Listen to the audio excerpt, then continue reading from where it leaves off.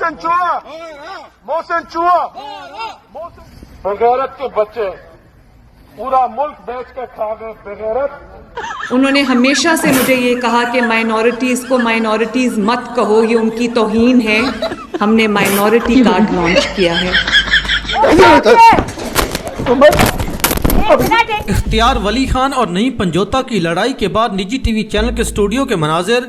اختیار ولی خان بار بار کہتے رہے ٹیریان کون ہے، ٹیریان کون ہے، تو آگے سے نعیم پنجوتا نے کہا مریم ناجائز اولاد ہے، اختیار ولی خان کیسے ناجائز ہے بتاؤ، اور ساتھ ہی نعیم پنجوتا پر حملہ کر دیا۔ ایڈوکیٹ نعیم پنجوتا صاحب نے کسی پٹواری کی منجی ٹھوکی ہے۔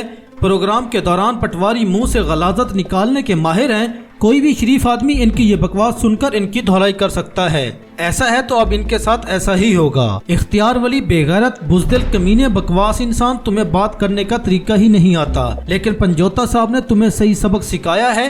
ویل ڈن نعیم پنجوتا صاحب۔ مریم صفدر کی چاکری میں اختیار ولی نے بھرپور کوشش کی، اب اسے کوئی عہدہ دے دیں اس سے پہلے کہ وہ اپنے کپڑے پھاڑ کے کسی پر زیادتی کا الزام لگانا شروع کر دے۔ سرکاری عہدہ حاصل کرنے کے لیے یہ شخص تقریباً پاگل ہو چکا ہے، اور اس کا مقصد صرف یہی ہے کسی طرح شریفین کی گڈ بک میں آ جائے۔ نون لیگیوں کے ہاتھ سے سب نکل رہا ہے تو کتوں کی طرح باولے ہو گئے ہیں۔ نعیم پنجوتا اور اختیار علی خان کی لڑائی کی ویڈیو اس وقت سوشل میڈیا پر خوب وائرل ہو رہی ہے۔ ناجائز مریم ہے، ناجائز مریم کیسے ناجائز؟ ناجائز ہے کیسے ناجائز؟ جیسے تم بکواس کر رہے ہو، بتاؤ کیسے ناجائز ہے؟ بتاؤ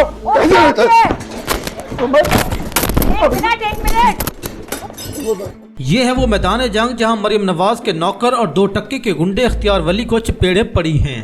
نعیم پنجوتا صاحب اس دگڑ دلے کو ٹھڈے بھی مارنے تھے۔ اس پر عائشہ علی بھٹا نے ٹویٹ کرتے ہوئے لکھا اختیار ولی وزارت حاصل کرنے کے لیے پاکستان تحریک انصاف کے رہنماؤں اور خواتین پر فوش فکرے کسنے اور کردار کشی میں ہر حد پار کر چکا ہے۔ اس مکروہ بڑھی گدھ پر نعیم پنجوتا صاحب پر تشدد کے خلاف مقدمہ درج کروایا جائے، اور اب ان بڑھی گدھوں کو لگام ڈالنے کا وقت آ گیا ہے۔ کیا نعیم پنجوتا صاحب نے اس پٹواری کی ٹھیک دھلائی کی ہے یا خاطر تواضع میں کوئی کمی رہ گئی ہے؟ اس وقت کمپنی اور کمپنی کے ٹاؤٹ لوگوں کے حالات کچھ اچھے نہیں چل رہے۔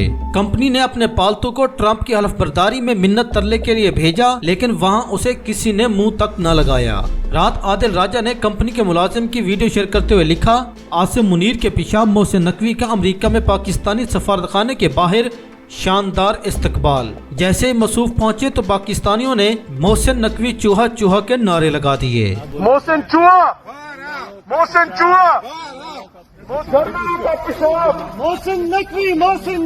محسن نقوی نے واشنگٹن کی صرف سڑکوں پر لوگوں کا جشن وٹنس کیا، پھر رات میں ایک کارنر پارٹی میں داخلہ ملنے پر ویڈیو جاری کر دی۔ پاکستان کا وفاقی وزیر داخلہ محسن نقوی کیپٹل کے باہر دھکے کھاتے ہوئے تصویر بنوانے کے لیے پھر رہا تھا، اور عین اسی وقت پاکستان کے ہمسایہ ملک بھارت کا وزیر خارجہ تقریب حلف برداری کی پہلی قطار کی پہلی نشست پر براجمان تھا۔ محسن نقوی جس طرح سے مریم نواز کی طرح ڈرامے بازیاں کر رہا تھا، پیسے ادا کرنے کے بعد ایک عشائیے میں شرکت کی جہاں پر ٹیبل کی قیمت 10 سے 12,000 ڈالر تھی، پھر برطانیہ کے سابق وزیر خارجہ سے ملاقات کی جو صرف 49 دن کے لیے وزیر خارجہ تھے۔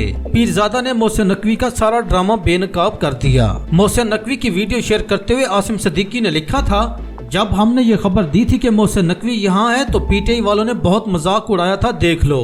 محسن نقوی کی واشنگٹن میں دھوم لنکن پارٹی ہال میں خصوصی عشائیے کی تقریب میں شرکت، پرتپاک خیر مقدم، امریکی سینیٹر، ممبرز کانگریس اور اہم شخصیات سے ملاقاتیں۔ محسن نقوی نے ڈونلڈ ٹرمپ کی جانب سے صدارت کا عہدہ سنبھالنے پر امریکی سینیٹرز اور ممبر کانگریس کو مبارکباد دی اور خصوصی خطاب بھی کیا۔ اس کو منہ توڑ جواب دیتے ہوئے ایک صارف نے لکھا بدحواسی اور ڈیسپریشن انسان کو کیا کیا کرنے پر مجبور کر دیتی ہے۔ New federal state of China امریکہ میں چند سر پھرے انتہا پسندوں کا گروپ ہے جو موجودہ چینی حکومت کا تختہ الٹ کر اپنی مرضی کا انقلاب لانا چاہتے ہیں۔ مزے کی بات یہ ہے کہ وہ ہیں بھی امریکی۔ ایسی تنظیموں کو امریکی ایجنسیاں بھی سنجیدہ نہیں لیتی۔ ہاں، چین کی نظر میں وہ ان کے دشمن ضرور ہیں۔ محسن نقوی امریکہ میں کسی اہم شخصیت کے ساتھ تصویر کھنچوانے کے چکر میں اس تنظیم کے ڈنر میں بھی جا پہنچا، جیسے شاہد افریدی مشہور ہونے کے چکر میں پرو اسرائیل مظاہرے میں شرکت کر بیٹھا تھا۔ اس سے وہ ٹرمپ انتظامیہ کی خوشنودی تو خاک حاصل کرتا، البتہ چین کے نوٹس میں یہ حرکت ضرور آئے گی اور ان کو اس پر تپ چڑھے گی۔ آج کل کمپنی کا ہر پینترا الٹا پڑ رہا ہے۔ मलिक रियाज ने भी फिर एस्टेब्लिशमेंट को तुन दिया है। मलिक रियाज भी डट गया है और एस्टेब्लिशमेंट को बता दिया कि वो कोई गवाही नहीं देंगे। आज उन्होंने एक धुआंधार ट्वीट किया है, मेरा कल भी यही फैसला था, आज भी यही फैसला है, चाहे जितना मर्जी जुल्म कर लो, मलिक रियाज गवाही नहीं देगा। पाकिस्तान में कारोबार करना आसान नहीं, कदम कदम पर रुकावटों के बावजूद 40 साल खून पसीना एक करके अल्लाह के फजल से बहरिया टाउन बनाया। मलिक रियाज के ट्वीट में मेजर आदिल राजा ने लिखा, मलिक साहब एक बार खुल कर खोल दें इनकी धोती और नंगा कर दें तमाम जर्नेलों, शरीफों और जरदारियों को। अगर आप वाकई मुल्क से मुखलिस हैं, इस दुनिया से जाने से पहले पाकिस्तान पर ये एहसान करते जाएं कि तमाम जर्नेलों, ब्यूरोक्रेट्स, सहाफियों और सियासतदानों के नाम और काम बताते जाएं जिन्होंने पाकिस्तान को लूटा, आपको ब्लैकमेल किया, पाकिस्तानियों को बेवकूफ बनाया। ना बख्शे किसी को भी अगर चाहते हैं कि अल्लाह आखिरत में आपको बख्श दे। मलिक रियाज साहब के इस बयान ने फौज के बयानिए फौज का सियासत से कोई ताल्लुक नहीं कि एक बार फिर कलई खोलकर रख दी है। मलिक रियाज ने आसिम मुनीर और इसके उस्ताद नजीर भट्ट जैसे लालची जर्नेलों को एक बार फिर आईना दिखाया है। सहाफियों के मुताबिक आर्मी चीफ ने मलिक रियाज को कहा है कि मेरे साले और 10 रिटायर्ड जर्नेलों को दुबई के हाउसिंग प्रोजेक्ट में नौकरी पर रखो और बगैर कोई काम किए तनख्वाह दो, वरना तुम्हारे खिलाफ बयानियां बनाते रहेंगे और बहरिया टाउन को खत्म कर देंगे। बड़े सगीर के लोगों के नजदीक प्रॉपर्टी, प्लाट या घर ही सबसे महफूज और मुनाफा बख्श सरमायाकारी होती है। चाहे इनके पास बैंकों में अरबों रुपए रखे हों, जब तक प्लाट्स और घरों की शक्ल में जायदाद न बना लें, इनको तसल्ली नहीं होती। हालिया बरसों में रुपए की कीमत में मुसलसल कमी आने की वजह से पाकिस्तान में प्रॉपर्टी का बिजनेस सबसे ज्यादा मुतासिर हुआ है।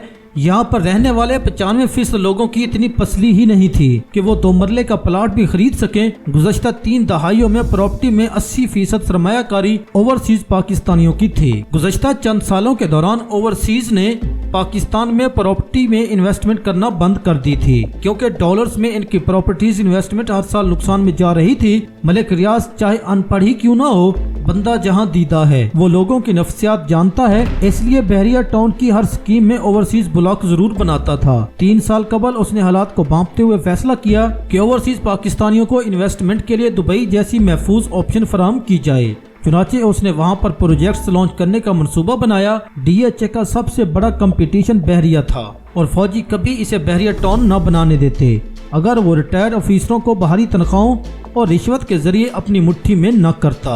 अब बहरिया टाउन दुबई में लॉन्च हो रहा है, जिससे ओवरसीज पाकिस्तानियों का पैसा DHA में आने की बजाय दुबई बहरिया में जाना शुरू होगा। इससे एक तो DHA के प्लाटों की कीमतें कम होगी, दूसरा फौजी अफसरान को मिलने वाली मंथली रिश्वत भी खत्म हो जाएगी। मलिक रियाज से फौज को असल मसला यही है, प्लाट फौज का पेट है। मलिक रियाज ने फौज के पेट पर लात मारी है, चीखें तो निकलेंगी। मरियम नवाज ने आज बड़ी गप छोड़ी है। मैं वजीर आला बनने के बाद मरियम आबाद गई तो वहाँ के लोगों ने कहा हमें 130 साल के बाद कोई हुक्मरान मिला है। मरियम नवाज ने अपना मजाक बना लिया है, लेकिन इनको एहसास नहीं हो रहा। वो समझ रही हैं मैं तो कमाल कर रही हूँ, छा गई हूँ। मरियम नवाज की टीम उनको बेवकूफ बना रही है या वो खुद हैं ही बेवकूफ। मरियम नवाज ने सूबे के लिए क्या किया है? असल काम होता है ह्यूमन डेवलपमेंट प्रोजेक्ट्स और सूबे की तरक्की जितने मर्जी ड्रामे कर लें, यूथ अगले इलेक्शन में बताएगी वो किसके साथ है।